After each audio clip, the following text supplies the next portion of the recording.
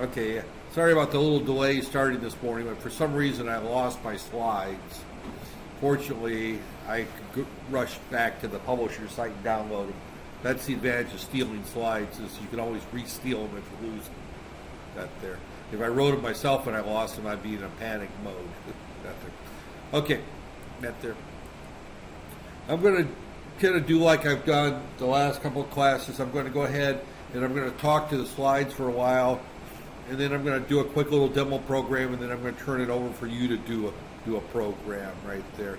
I talked last time about having you turn in the programs just as kind of a check, but I'm not going to do that today. Someone hit me up Friday or on Wednesday about moving this class to Monday. Are you guys still discussing that? Oh, okay, so we're going to leave it on Friday. Okay. Well, then I'm going to continue to use my kind of routine and just kind of every third or fourth Friday just kind of get that there. So my 10 o'clock class, I'm doing that with 3 o'clock. 3 classes on Friday is a little too much for me, to be honest with you. I'm not complaining about my age. I should be very, very thankful to Allah that I've been alive for 60 years and I'm still functioning, but still, the energy level isn't as good as it is at 25. At 20, I could get up and do an 8 o'clock class and do a 10 o'clock class, do a 12 o'clock class, do a 3 o'clock class, do a 5 o'clock class, and even do a 7 o'clock class. I've done days where I've worked 16 hours in the classroom all in one day. Not very often, but I've done a lot of those days. I've also done a lot of days where I've done 4 or 5 hours in the classroom and another 5 or 6 hours over in industry working. So I've done most of my share of working 15, 16-hour days I'm not so keen anymore. So, all right, let me just kind of jump in here. This is the second chapter of the book, and I know we're moving a little slow, and we need to pick up a little bit here. I'm going to go quickly through this because we've already done some of these things right there. I mean, when I went through chapter 1, especially on Wednesday, we've already did simple making decisions. We've already used a few arithmetic operators. We've already talked a little bit about input and output. Oh, what is happening at there? Well, the recording will have this on there, but unfortunately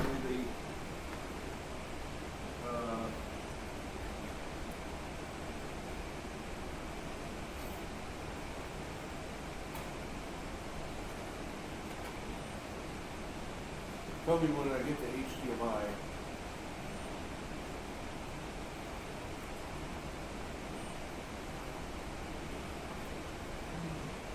That is free. I think it's easier to do it from the projector.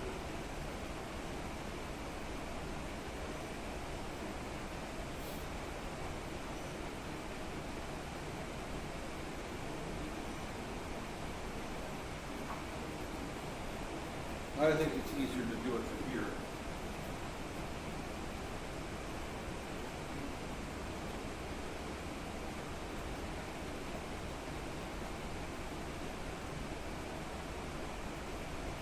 Okay, sorry about that. I can't read that little thing that says HDMI from that angle over there. It's just too much of an angle up there. So these projectors look good if you sit where you're sitting, but even from where I'm sitting right here, I can read it from there. Okay, all right. Now that we've got the slides up on the screen, so we're going to be, we've already did most of what's in chapter 2. So spending a lot of time on here, we can cover this one in one day easily, right there. So, all right. C languages features a structured and principle approach to programming design. Bullcrap. C allows you to do basically whatever you want. So it doesn't feature a structured or disciplined approach. You can write extremely bad C code. You can write good C code. And that's what the authors talk about in this chapter, is how to write good structure, how to write that there. But C is probably the worst language in letting people do whatever they want to do. The next worst language is probably assembly language, which has absolutely no structure to it. So chapters 3 and 4, they introduce structured programming. I'm going to require some kind of structure. We're not going to write a lot of programs, but we're going to write with some structure right there. But C as a language doesn't lend itself to structured programming. However, you can use structured programming with it right there. So again, begin by considering a simple C program. This is the simplest C program you can come up with. It's the classic Hello World program. Almost everybody uses this type of program. Usually it's printf Hello World. They're welcome to C. The idea of this program is that you just simply see if your compiler is working and whether or not things are done. I'm not going to go through and demonstrate this program. We've already demonstrated versions of it there. So, but again, this is up there. The key thing here is, this is interesting. Normally it's up to the right and to the left. Now it's down and to the right. That there. So my screen, my error in my screen is different. Okay, right.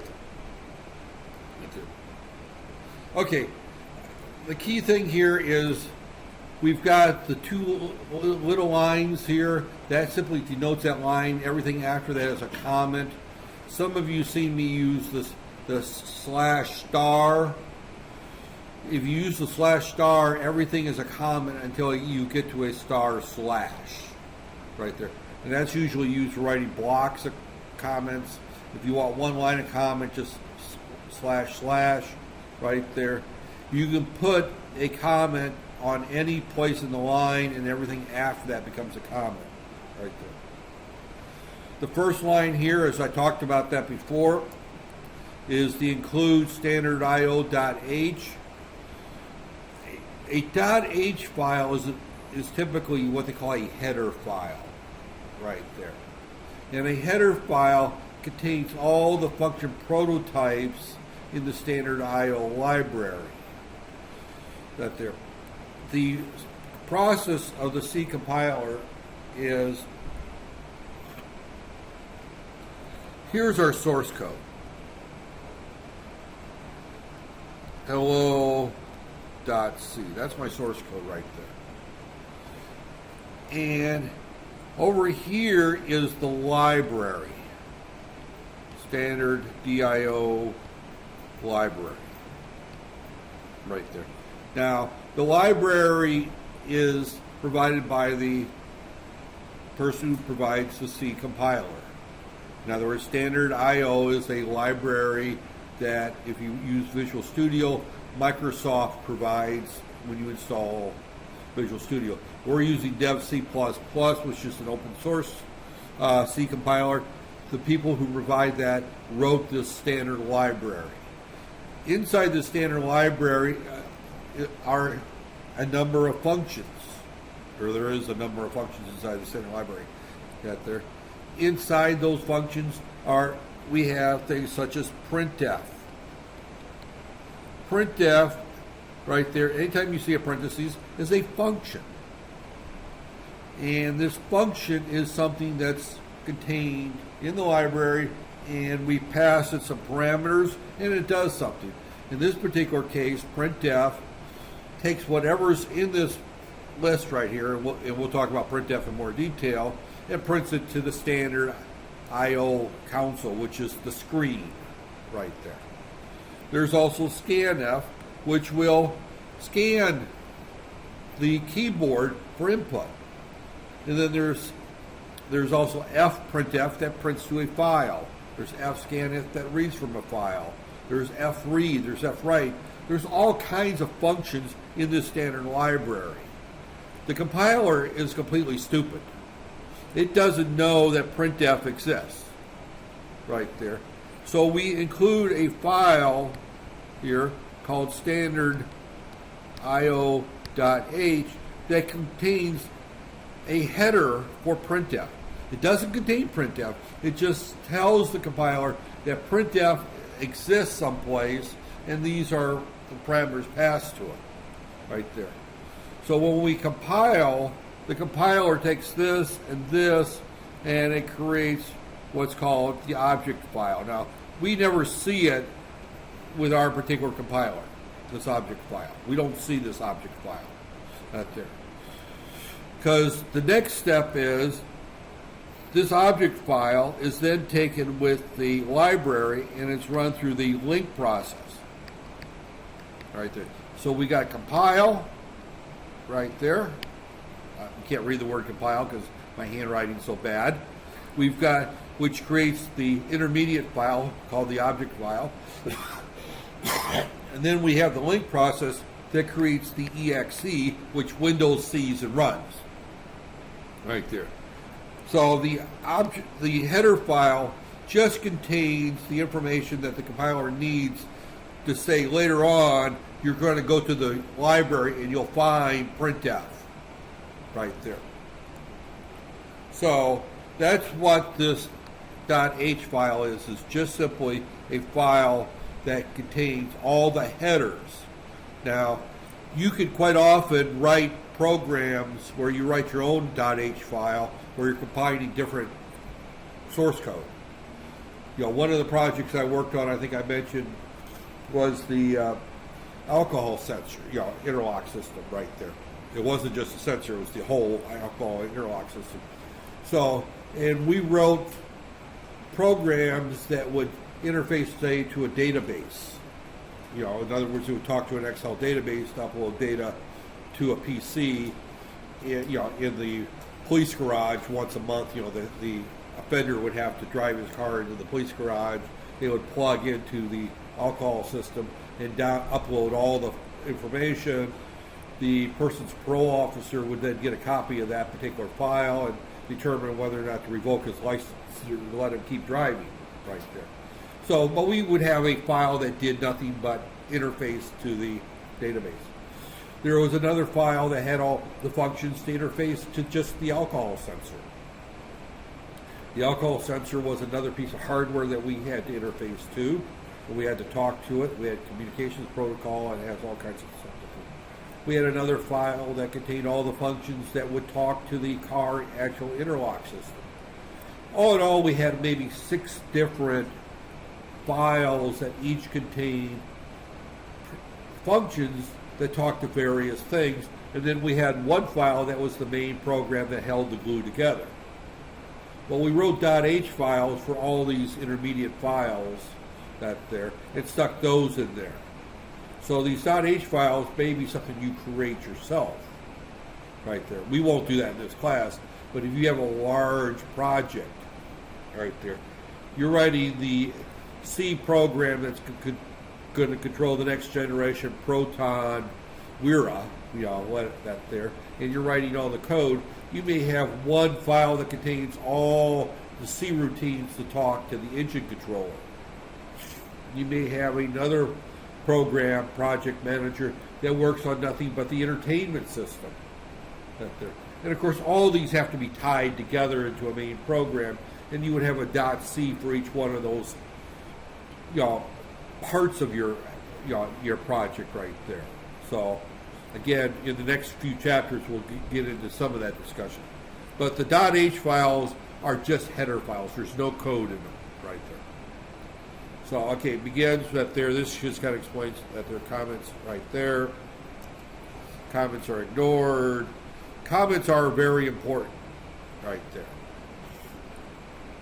And anytime, and comments that simply say, this is the first program by Muhammad Shafi, done on such a date for Professor Iskanda in my class, those are important. Actually, I prefer to see your comments in a more uniform fashion. In other words, it would start off with, what's the course number that you're taking. So, in this case, it doesn't matter. I've only got one C course that I would be looking at.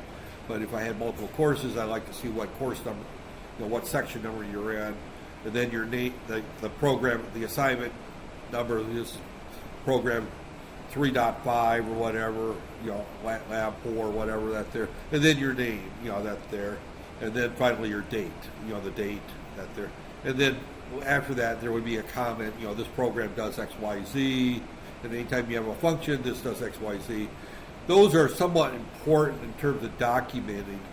Comments are quite often dictated by who your employer is. Most employers that I've worked with, and most companies that I've consulted with, that's buying my code, and I don't care whether it's in Visual Basic, whether it's in C, C++, VHDL, whatever language I happen to be writing this particular project in. And trust me, I've written code in all those languages for hire. They actually normally have their own format that they want to see comments in right there. I mentioned that when I first started out, I worked for a company called Magnavox. Every engineer did whatever they want. It was a very poorly organized company. Hence, that particular branch of the company got sold off 2 or 3 times, and is now part of Raytheon. And Raytheon has came in and really clamped down. They don't work the way that they did 30 years ago when I was there. I mean, they actually work like a real defense contractor and have formats and have procedures and do things the right way. The old Magnavox was kind of a funny way of an organization. It just was, it was a defense contractor owned by a foreign company that was not allowed to run the company. The people who owned the company was not allowed to run the company. The best example of that is, and I don't know how it's going to work out, Donald Trump is now president of the United States, unfortunately, but he is out there. Donald Trump owns a number of businesses. The president of the United States is in the position of writing, we shouldn't say writing laws, but approving laws, in terms of signing bills, executing executive orders, but influencing the way that the country is run, influencing who the IRS, for example, would go after for a tax audit, the internal tax revenue company or the tax people. So by law, he is not allowed to run his companies. He cannot run his property management company. So all of his hotels, he has to turn over the management to somebody else. He cannot do that and be president of the United States. I don't know if Malaysia's got a similar law saying Najib cannot run companies himself as prime minister. So, and I'm not going to make any political comments on that. But typically, though, the prime minister cannot own and run private companies while they're president of the United States, right there. So, he has to put things in what they call a blind trust. In other words, I own Hotel XYZ, I'm president of the United States, I can't run it. Here, take care of my hotel for me. You can't tell me anything about what's going on in that hotel. You can't ask me for advice. You run that hotel. I can't have any part of it, right there. And that's called a blind trust. Well, the company that I worked for, Magnavox, had to be put in a blind trust. As a result, it was poorly run. Because the people that ran the hotel didn't own the hotel. Same thing. But so we didn't have that. Later on, my next contract job that I was writing code for was for General Electric, aerospace, out there. And everybody thinks of General Electric as a company that makes refrigerators and washing machines. And I think everyone's heard of General Electric, right?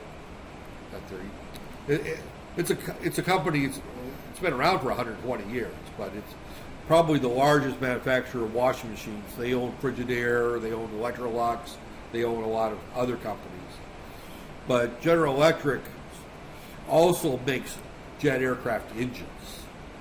That's one of their biggest areas. Is they also make generators, motors. But they make jet aircraft engines, and they make them for the military. And General Electric had a very tight coding system.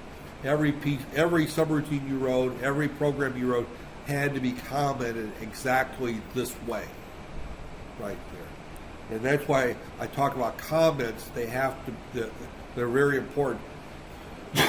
Even the name of your subroutines have to fit a particular pattern. Out there.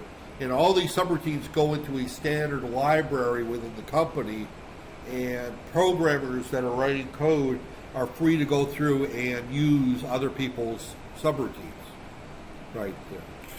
And they're put into the general and that makes sense. I mean, you're working for a company XYZ. Whatever work you do belongs to that company. So if I write code, that code is my product. That's what I build right there. And it belongs to General Electric in this case. Not there. Just like if I wrote lecture notes and things like that, they would belong to UniKL because I'm doing that on their payroll right there. So, but comments are used to help other people read and understand your program. The other thing that's very important about comments is that anytime you do something that is not obvious, you need to comment that and explain why you do that, or at least the best you can. I remember a program, and I've told this story many times, and it's actually a very valid one. I was writing a program early in my career. I was a young 25, 26-year-old young engineer, and I was writing code.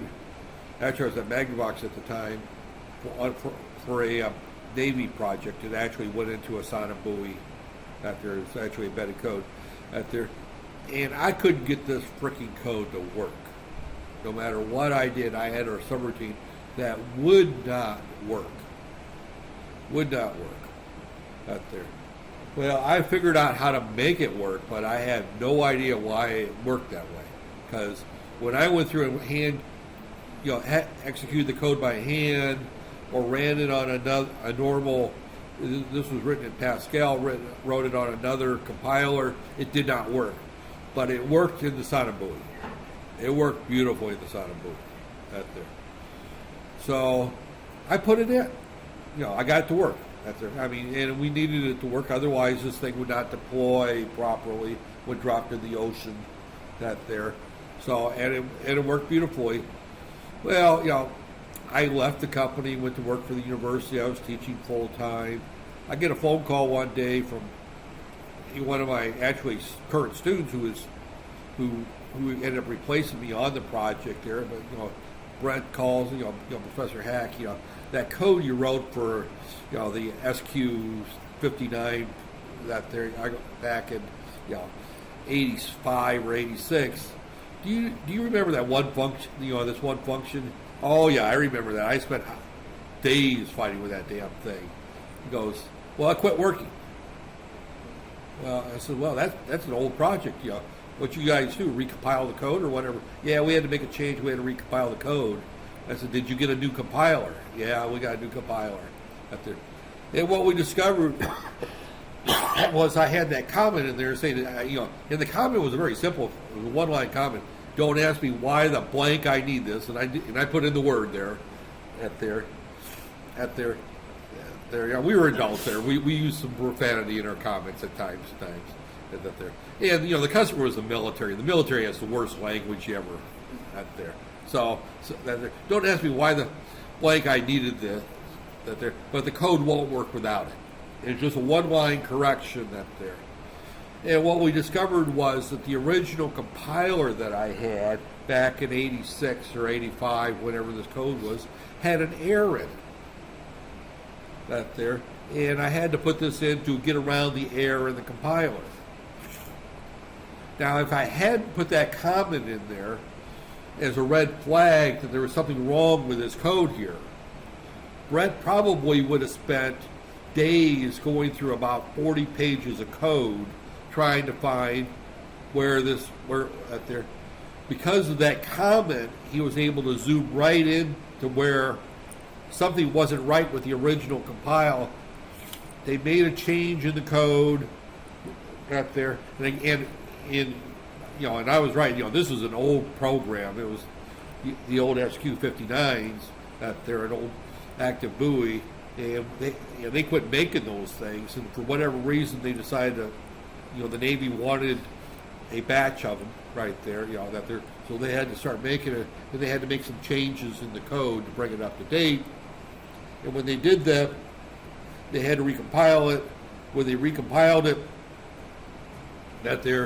the error was now fixed, and the line that I put in broke the code. So again, this is an example that I ran across very clearly. Something wasn't right. I knew it wasn't right. I did it anyway simply because I knew because it had to work. The problem was the compiler that came from Hewlett-Packard. I think it was Hewlett-Packard we bought that compiler from. It had an error. This was back before Visual Studio, back before open source. So you bought these compilers from different companies, and they were all proprietary. You could get in to see what was going on, and the compiler had an error. That doesn't surprise me in this class. That wouldn't happen because we're using Dev C++, which is a open source, free compiler. It's not been thoroughly tested and run through its paces like Visual Studio would be. So the compiler very likely could have errors in it. So you could write your code is perfectly fine, and you're getting the wrong results. It's very possible. Unlikely, because we're not going to test the limits of this compiler, but that's it. I mentioned the star as multi-line comments right there. I talked about the include line already. That's called a preprocessor. So what that actually does, it goes out and gets that file and sticks that code into that file before it compiles it. So that include actually goes out and sticks that code into that code. It doesn't change any of the source code. It just sticks the header file in there so that when it compiles it, it has all those headers available right there. Again, they talk about that there. In C, blank spaces, and that is any blank lines or spaces or tabs are ignored right there. So the way we comment our code, tab it in, is only for our readability. Now, I thought all programs were like that. I recently started teaching Python in the microcontroller class. In Python, I discovered that is not true. The tabs and the lines make a difference. And the compiler uses that too. So the main function is a part of that. Every program must have one and only one main.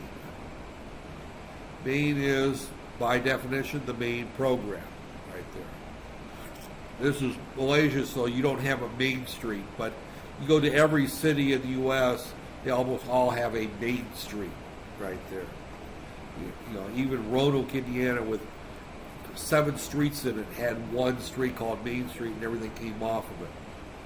Fort Wayne, Indiana, had a main street right there. Every street that there. New York City, I don't know if it has a main street. It probably does right there, but most cities do. I know San Francisco does. It's in the old part of town right there.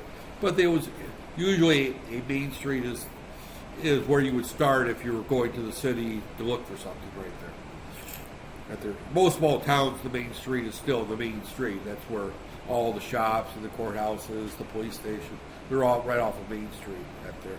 Big cities, then of course that doesn't, Chicago, Main Street is probably Lakeshore Drive or I'm not trying to think. Michigan Avenue might be the main street, although Michigan Avenue is more shopping. But I don't even know where the main police station is in Chicago. I've been to Chicago probably 1,000 times out there, but I've never. Fortunately, I can say I've never been to the police station or the courthouse out there. I try to avoid police stations and courthouses right there. That's one of my favorite things in life out there. So I think I've been in one police station in Malaysia, and that was with my wife to report a stolen handbag, which unfortunately happens too often in KL, right? Snatch thieves tend to And of course, you got to go to the police station to file the police report because you need the police report. They're never going to get your handbag back. That's one of the rules I've figured out anywhere in the world. Someone snatches your handbag or your wallet, I don't care whether you're in New York, Chicago, London, or KL, it's not going to come back. Someone's going to take the money out of it and possibly pilfer whatever they can on the credit cards out there, and then throw the rest of it in the trash. It doesn't show up out there. So, but regardless, you need the police report in order to get a new driver's license, a new IC, and all that stuff. So I was in a police station once in KL, just while she sat there and filled out their report. Nothing against policemen, but at least the ones in the U.S. all carry guns. And they use them too often. Malaysian police don't really carry some of them carry guns, but they're not real guns. They're 22 revolvers, not really guns. They're, we use those to shoot rabbits with. So they're not like their 9mm, or 45s or big guns. I'm used to police that carry big guns. They go boom and hurt. Really, they don't hurt people; they kill people. So, but main is there's one in every main in every program. If you have two mains, the compiler will puke on you and say, I don't know what to do. Which one is your main program? Right there. And whenever you run the program, whatever is in main is executed first. So that's the starting point of your code right there. C program contains one of which must be main. Every program executes that there. The word that int means that main can return a value. Now, when we return that value it's being returned back to the operating system in the case of a program in Windows. And depending how the program was called and what context and what operating system, that value that you return may or may not mean anything right there. In most cases, it means absolutely nothing but in some cases, it does have a meaning right there. So for right now, we just simply include the int, even though it means absolutely nothing right there. At the end of our program, we could put or anywhere in our program, we could put in return 5, return 7, and it returns that 5 or 7 back to them right there. If we don't have the return, it doesn't do anything, it just returns nothing right there, because Windows isn't expecting anything to be returned, it doesn't do anything. Every function should have a comment that describes its function. All right, the left brace begins the body of the function, which means that there's a right brace at the end of the function. The body of the function must be included in braces right there. So you go back to right here. Here's the opening brace, and here's the closing brace right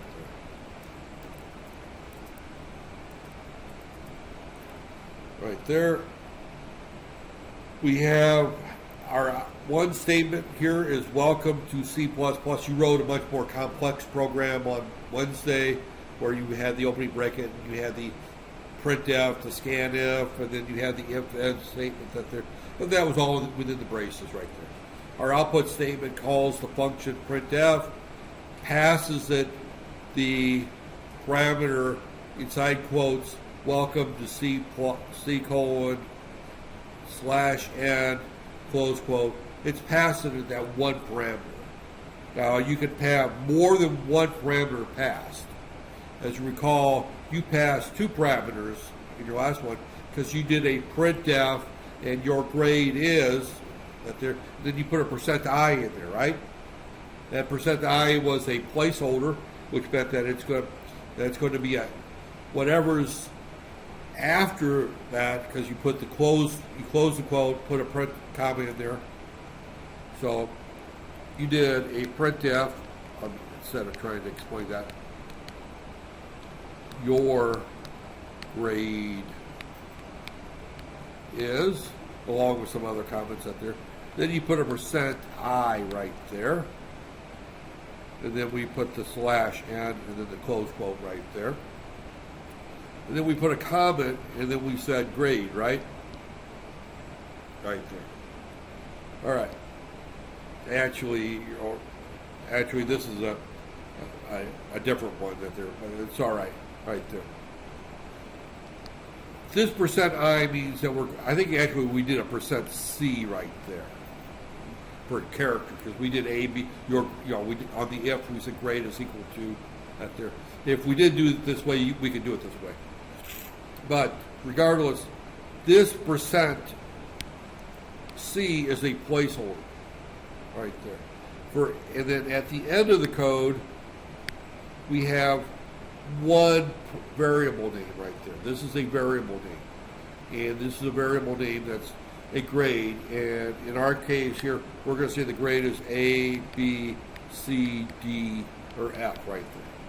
So it's going to be A, B, C, D, or F right there. And I'll put these in single quotes to denote that they're characters right there.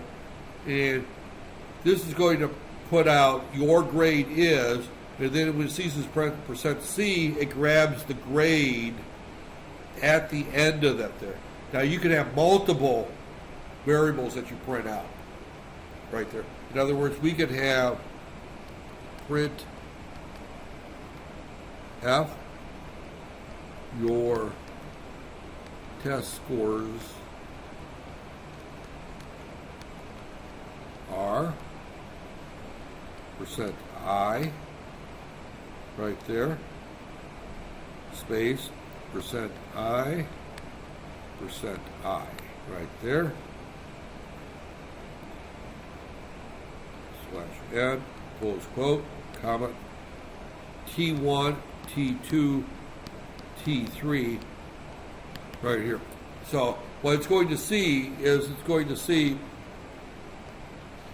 print the first one, it's going to print the second one, and then it's going to print the third one right there. Actually, I screwed up. This is the first one. This is the second one. But you get the idea that I'm talking about that there. Is that we've got 3 test scores, and we print T1 in the first spot out there. We can do that however we want. But that's the print statement right there. Right there. So in this particular case, we're not worried about printing any variables. This is before that. We're actually ahead of these slides in terms of that there. The entire line, including the printf, the F stands for formatting. Its argument is placed within parentheses right there. And the semicolon is the end of every executable line right there. We put a semicolon right there. Or a statement terminator right there. So the /n right there, \n, are escape sequences. There's a whole bunch of those. The /n is for new line right there. So right there's a list right there that goes on. Yeah, well, here's the list right there. /n, /t, /a. /a actually is the beep command. It causes your computer to go beep right there. Backslash actually means print a backsplash. Backsplash quote means put a quote in there. Because if you don't have the backslash before the quote, that quote's going to be interpreted as the end of the string right there. So there's a lot more of those right there. Add a comment to the line containing the right phrase right there. In other words, you just end the function right there. So that's the first C program that they talk about right there. I've already talked about the linker and the executable right there. I'm going to skip these right there. Using multiple printfs right there. Resumes that there several ways, produce the same there. What they're saying right there is that I broke it up into 2 right there. You'll notice that there's no /n right here. If I put a /n, that means they'll go to a new line. Without that, it stays on the same line. But do notice that I put a space either here or here. Without that, that'll run together as one word right there. Again, we can add print multiple lines by having the /n in the middle. So this will print welcome, new line, to new line, C++, new line. So welcome, one line, next line, next line. So the /n doesn't have to be at the end, is all that's saying right there. This is one that we've done similar to that right there, adding two integers. Here we've declared, now this is an important thing we haven't really talked about before, but this int, integer 1 and integer 2, those are declaring variables. C requires all variables that we use be declared. Now a variable is a placeholder.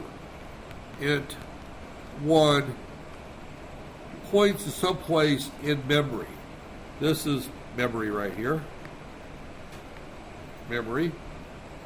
And that contains a value right there. Now, this, and I'm going to put the ampersand, is the address of int 1 right there. So this is the address. That's like your bank account number right there. You know, if you're applying to borrow money for a car, I ask you how much is in the bank, you give me this number. That's what's in your account. But I owe you money and I want to give you some money, or you want to borrow money from me right there, and I need to put money in your account. I don't need the balance in your account. I need your account number so that I can transfer money into your account right there. Now, you need the account number, you know, the bank number, the routing number, and all that. But, you know, but the most important thing is, you know, your account's with Maybank, and your account number is 529735612, and I made that number up. That there, it's not my bank account, so don't wipe it out. Some poor fool will be broke tomorrow.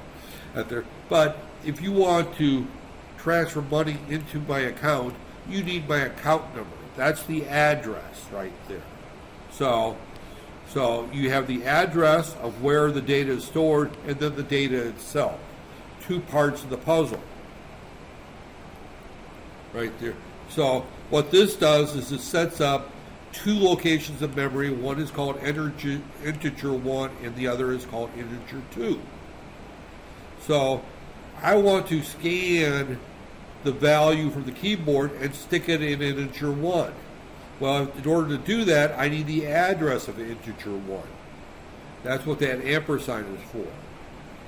Same thing with integer 2, and we did this in the test 1, test 2, and test 3. You've already done this right there. Then I want to calculate the sum. Now notice that I declared and calculated sum right here. I personally consider that bad programming, but he doesn't. I like to have all my function or variable declarations at the beginning of the routine. So I need sum. I'll go back to the beginning and, you know, add sum to my list of variables up here. I just prefer to have there. That way I don't redefine something right there. I prefer that. I calculate sum. It's equal to integer 1 plus 2 right there. And I print the value. Again, this is what I was talking about with the print statement here. We've got sum is %d, which means a decimal number right there. The decimal number is a floating point number right there, so it can be 3.2, 4.5, and I is an integer, and I can't, my sinuses are just completely plugged, so if my voice sounds weird, it's because I can't breathe through my nose right there. So I print out the sum of the two numbers right there. Notice that the print statement, I don't need the address, I need the value of sum, so the ampersand is missing right there. So again, several things. We've already covered this, but you know, I believe in covering one thing is that the ampersand means that we're passing the address. Anytime I want to change the value of a argument that I've passed to a function, and remember, scanf is a function, and integer 1 is a argument right there. It's what I'm passing to it right there. So that's a new term. We've got a function name, scanf, and we pass in arguments right there. In this particular case, we're only reading one. Right now, we're just going to keep it simple and only pass one argument to scanf right there. We're going to pass, since we want to change the value of scanf, of integer 1, we have to pass its address. Just like if you want me to change the value of the money in your checking account or your current account, you have to give me your account number. You know, I went to work for UniKL, and they said that they were going to deposit my salary into my account at CIMB. They don't need to know the balance in my CIMB account. They need to know the account number to where to put the money into, because they want to change the value right there. And that's what is happening with scanf, is that we want to change the value that there. We need the address of integer 1 so we can take whatever we type and stick it into this location right there. So it's like, again, it's like the account number in your banking system right there. Right there. So, okay. And again, these are the variable decorations. Again, I like to stick them all at the beginning. Now, you could put them all in one line if you want. In other words, I could write a line that says int 1, int 2, sum, right there. Or I could write int 1, int 2, int sum, right there. This and this are the same, right there. Again, these are all three integers, right there. All variables must be defined with a name and a data type before they can be used, right there. This just is what I just said, that you can do it all in one line. I just downloaded these slides again, and I didn't really look at them, so a lot of the things that I say, he's going to say in 2 or 3 slides, right there. Right there. Now, C is case sensitive. Not all program or languages are case sensitive, which means that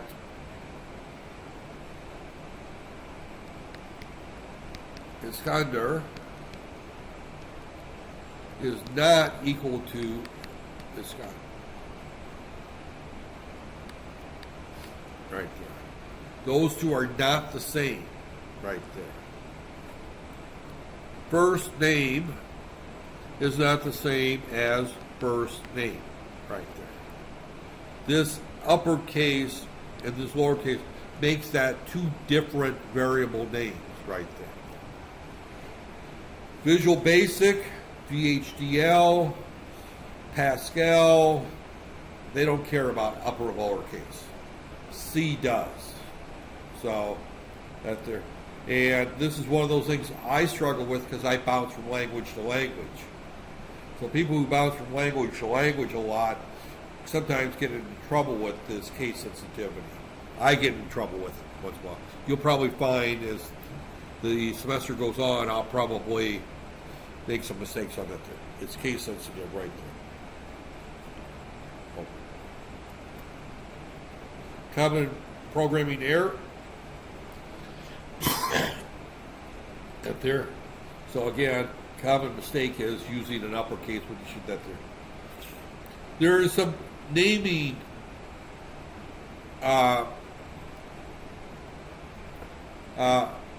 standards that we'll talk about where, for example, some variable names you should capitalize the first letter of every word in the variable name. There are some things such as this is actually one of them. The underscore character is used a lot within the libraries. Almost every function within the library has an underscore up there. And the headers take care of that. But for example, printf is actually named underscore printf in the library.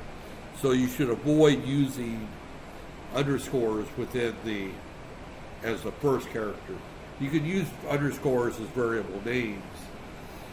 It's not common. I almost never do it that there.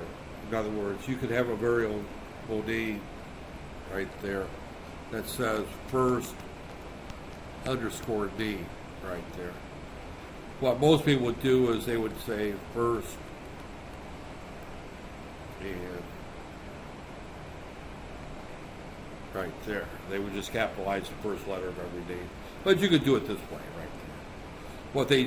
What this is that you should have first name like this, where you have the first letter, first character of the variable name is an underscore. That's considered an absolute no-no. You just should never do that right there. So you should use variable names that make some sense. Int 1 and int 2 are not necessarily, test 1, test 2, test 1 score might be okay. First name could be one, imp first name could be another one. The more, the more meaningful the variable names are, the less comments you have to write right there. So, should be a lowercase letter right there. So what they're saying is that my first name, I probably should not use that F because first capital letters actually have a meaning, and I don't want to get into that right there.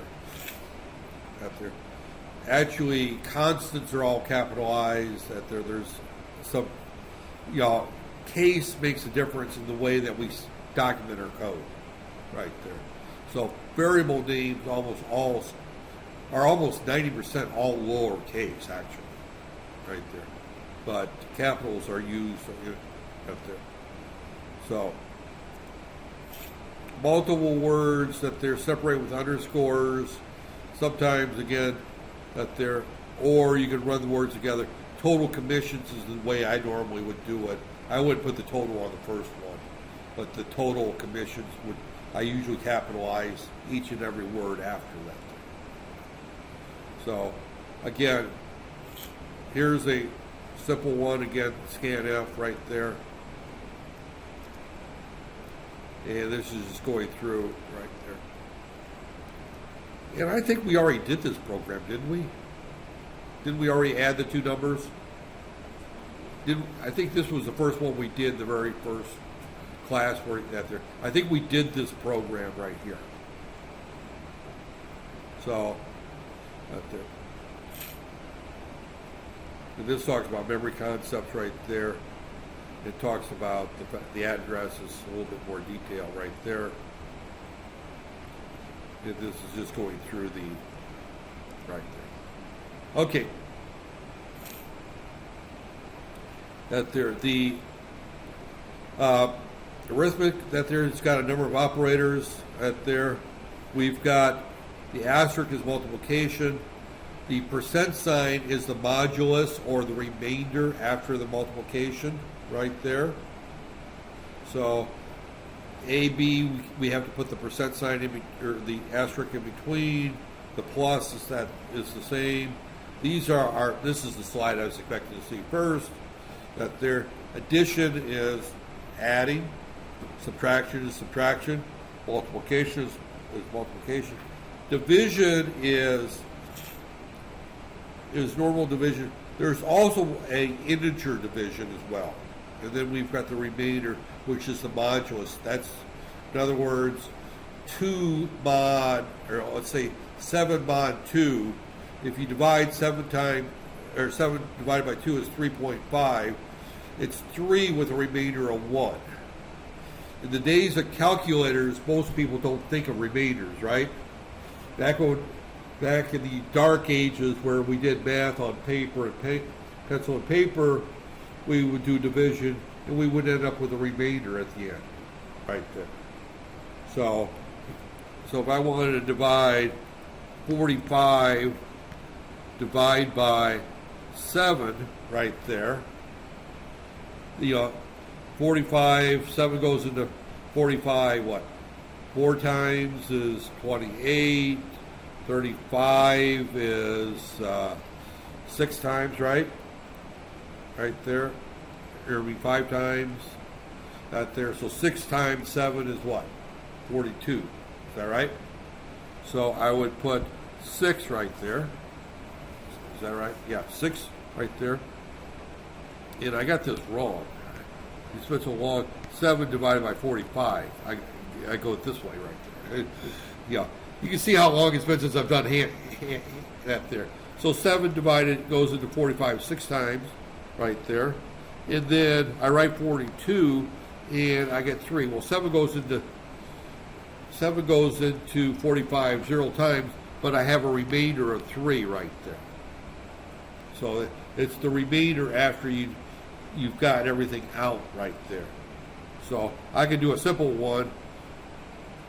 We'll say 5302. I know that the remainder is going to be 2 right there. I don't even need to know what the answer is. The remainder is going to be 2 right there. So that's called the modulus right there. So that's it. So those are our 5 primary operations. You don't use modulus much in day-to-day operations, other than if you're doing, say, for example, circular queues and there's some data structures that require the modulus right there.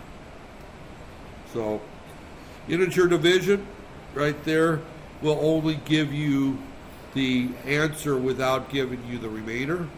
So if int1 and int2 and the answer are defined as integers, you're going to just get the integer result. The modulus is lost. The remainder is just lost. So 7 divided by 4 is going to give you 1 right there. 17 divided by 5 gives you 3 in the remainder. 7% 4 will give you 3. That's the remainder. 17% 5 will give you 2, the remainder right there. So, right there. So you can do the integer division and then do the remainder function to find out what the remainder is right there. So divide by 0 is an absolute no-no. The compiler just pukes at you. Actually, the compiler doesn't puke. The runtime processor pukes right there. So in straight line form, so that there. Parentheses are used for grouping right there. X is equal to A times B plus C is not the same as X is equal to A times B plus C in the parentheses right there. The parentheses that their multiplication is always done first, so it's going to do the A times B plus C right there. That's not the same here. By putting the parentheses here, they become first right there. So we do the multiplication that there. And that makes a big difference with that there. A lot of errors show up in doing formulas if you don't translate the formula properly into the C code right there. Right there. And this gets into there. Again, multiplication and division, remainder are done first. That there, as it turns out, it doesn't make any difference which order you do those with. That there, as long as they're all done first. And then the addition and the subtraction are done next, right there. And actually, what's typically done first is add the exponentials if you have exponentials right there. Right there. And I'm trying to just kind of jump ahead. That there, again, this gets into more detail, and these, we'll see those. So, this is the order in which things are done, right there. Parentheses takes that there, the multiplication. All those are in a group, then addition, subtraction, and then finally the assignment and stuff, right? And this is just an example in great detail. What they're showing is that we're doing this multiplication first, 10, then we're doing this multiplication next right here, and then we're doing this multiplication there, and then finally we do the addition right here at the end. This is a long drawn out example, and it just shows that we multiply first left to right. Oh. You can place extra parentheses, they're redundant. The compiler just ignores them right there. Decision making, this is the if. I don't think that there. The if statement we talked about last time right here, we have a condition if, and then a condition that's going to evaluate as true or false. So whatever's in the parentheses has to result down to true or false, right there. So, and that there, it's, there are some things that evaluate. So we can have variables that are true or false. Gender could be male or female, right? That there. We will outrule ladyboys in that there. We will call ladyboys the third gender. That there. But but a gender is either male or female. That there. So I can have a statement if female equal true, right there, or if gender equal female, then that's going to be either true or false. Either a person is a female or they're not a female. Now I could say if gender equal female, then if pregnant equal true, right there. Again, pregnant is a true or false statement. A woman is either pregnant or they're not pregnant. You can't be sort of pregnant. Just like you can't be sort of a male, right there. So these statements are either true or false, right there. And we have some relational operations, but any condition that can be generated as 0 or non-zero is true, right there. So if it happens to be something that is not 0 or 1, it uses just 0 as false and 1 is right there. Our operations is, here's our relational operations, which is what I screwed up last time, right? Right there. I put equal greater than. It's got to be greater than or equal. But these are our various operations right there. So you got greater than, less than, greater than or equal to, less than or equal to, and then you got equal to. Now notice that the equal to has two equal symbols. If we're going within an if-then-else statement or an if statement, it has to be equal. So it has to be if gender equal female. Right there. Then we could say if pregnant equal true. Now, let me just put a 1 here. We'll say that 1 is pregnant and 0 is not pregnant, right there. Then print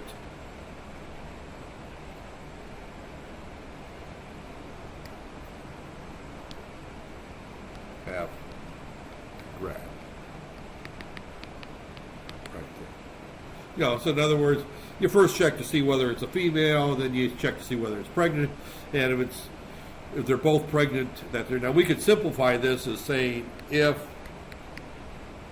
gender equal female and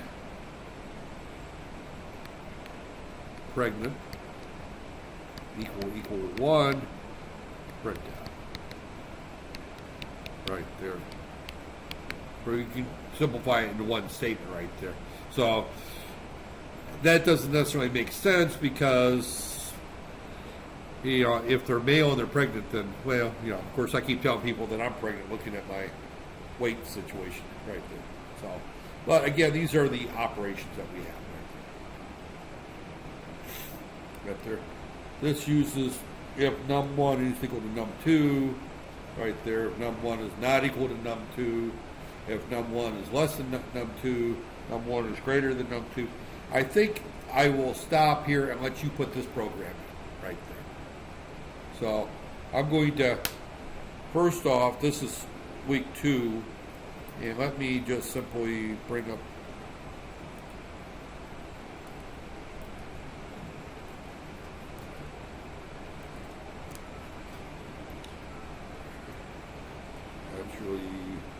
this is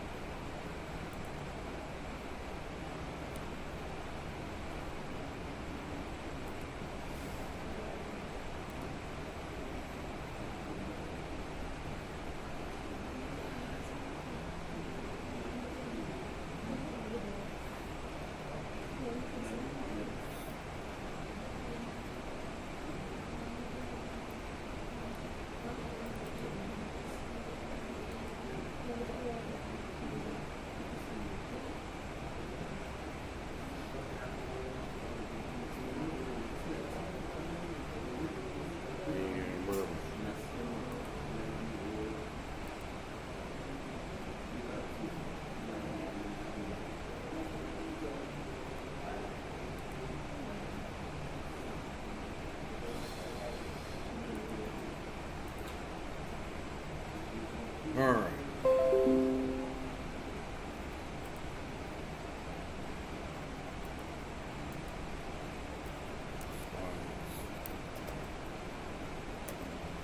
What is going on?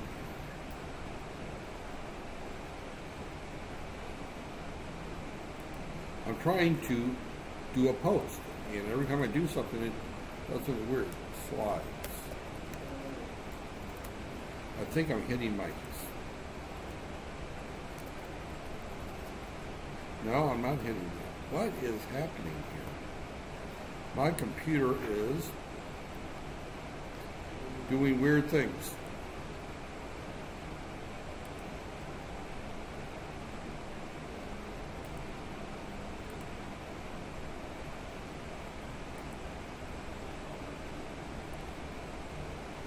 All right, here they are.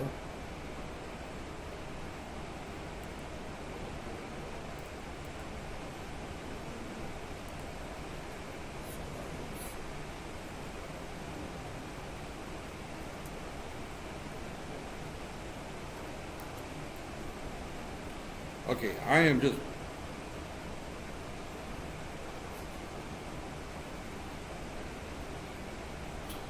Hopefully these slides are showing up. That way you... Okay. Are the slides showing up on your Facebook? Right there? You don't shake your head, you haven't checked yet. I just posted them right there.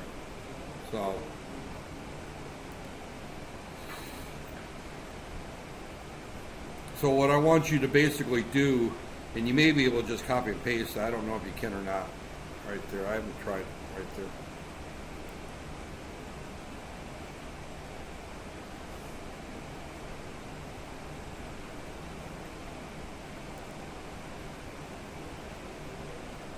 No, that's a picture. You can't copy and paste it, but you can at least enter, and it wasn't this one here. That's the one that we...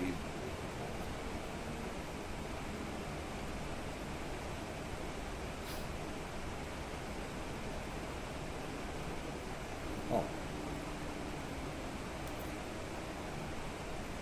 Yeah, this is the one that we had right here. Right here. Yeah, this one here. That's the one I want you to just go ahead and enter right there. But you can't copy and paste it that there. You have to type the whole thing. So I'm going to let you do that there. So this one, yeah, page slide 84 and 85, and I just posted the slides up right there. Okay, and they're up there. Okay, so page 84 and 85 are the slides. Okay. And just, you don't have to turn them in. I just want you to do it right there.